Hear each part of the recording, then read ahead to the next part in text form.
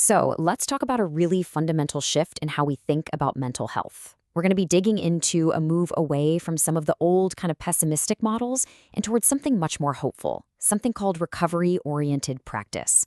And look, this isn't just a new buzzword or a new technique. It's like we've been given a whole new map for the journey itself. But, to really get where we're going, you first have to understand the landscape we're leaving behind. We've got to look at that old, flawed map that, for way too many people, just led to a dead end. Just listen to these words from a man named Devin. This quote, it just perfectly captures the deep, deep hopelessness that was basically baked into the traditional mental health model. He saw his own future as just an endurance test, a life defined completely by a diagnosis. And that feeling, it didn't just come out of nowhere. For the better part of a century, the entire field was kind of haunted by this one idea from Emil Kraepelin. He framed what we now call schizophrenia as this premature dementia, basically an unavoidable, irreversible slide downhill.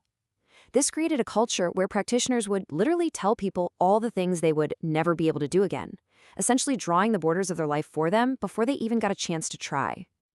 But what if that old map was just flat out wrong? What if the destination wasn't simply managing decline, but something else entirely? Well, let's take a look at what the evidence actually tells us.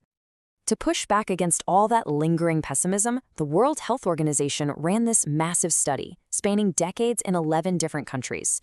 And what they found? It was a bombshell that directly challenged that old myth of inevitable decline. They found that about 25% of people with a serious mental illness achieve what you could call a full recovery. We're talking no observable signs, symptoms, or impairments. A full quarter. So what do we actually mean when we say recovery? It's not always a cure, and that's a super important point. The source material here defines it as the person's own effort to live a meaningful, gratifying life with an ongoing disorder. Much like someone might do if they have asthma or diabetes. The goal isn't just to get rid of the illness, it's to build a life you want to live. Okay, this slide right here, it really breaks it all down.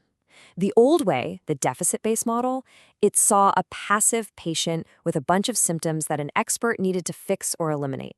But the new way, the recovery-oriented model, sees an active person, someone with life goals, with strengths, who works together with a guide to build a meaningful life. It is a massive, seismic shift in perspective. So it makes sense, right? If the destination changes from just managing symptoms to actually building a life, well, then the role of the person helping you has got to change too. They can't just be an expert in illness anymore.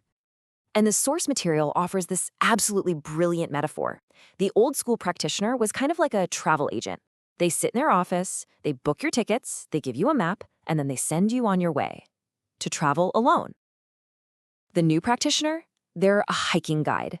They go on the trip with you. They share the journey, the ups and the downs, and the focus is on walking that path together. And in the real world, what that means is getting out of the office and into the community. It means truly understanding that a person's life, their journey, it didn't start the day they got a diagnosis. The guide's job is to help find paths around roadblocks, or over them, or even through them. And so importantly, it's about focusing on just the next step or two, not overwhelming someone with a plan for the next 30 years. This whole journey, it's really about rediscovering the strengths a person already has and finding their place back in the community. And there's this one story from the source material that just perfectly illustrates this in action. All right, let me tell you about a guy named Therese. From the outside, he kind of fit that old deficit-focused stereotype perfectly. He'd spend his days at a drop-in center, usually on the couch, pretty withdrawn. He seemed apathetic, and every single time the staff tried to get him involved in something, it just went nowhere. He just seemed completely stuck. But then, a staff member did something a little different. Instead of focusing on what Tyrese couldn't do, he got curious about what Tyrese could do. He actually rode the bus home with him one day, and that's when he discovered Tyrese's hidden superpower. The guy was a walking encyclopedia of the city's entire bus system. He was a total expert. For a little while, this was just a cool piece of trivia about him.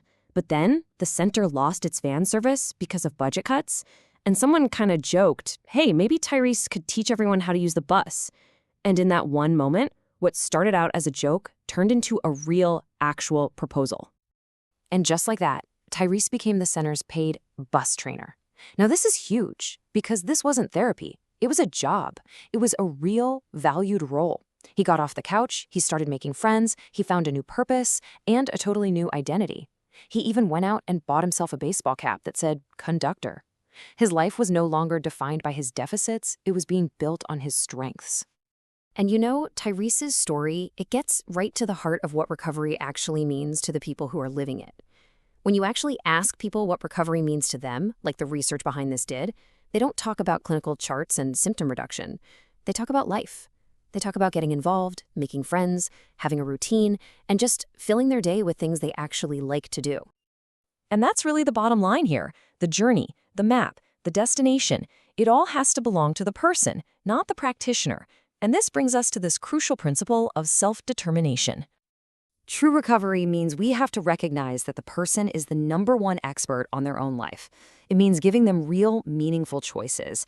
And, so critically, it means allowing them the dignity of risk, the right to make their own mistakes and learn from them, just like every single one of us does. It's about finally stepping away from that old attitude that the professional always knows best. The source text just hits the nail on the head with this line. It suggests that a practitioner's job isn't to convince someone to get on their bus. The person is already on a journey. They're already on a bus. The practitioner's job is to meet them right where they are and get on their bus. So we'll leave you with this one final thought to chew on. This entire shift from that old flawed map to this new hopeful one, it really all boils down to one powerful question. What if the goal of mental health care wasn't just to manage an illness, but to help someone build a life that they genuinely, truly want to live?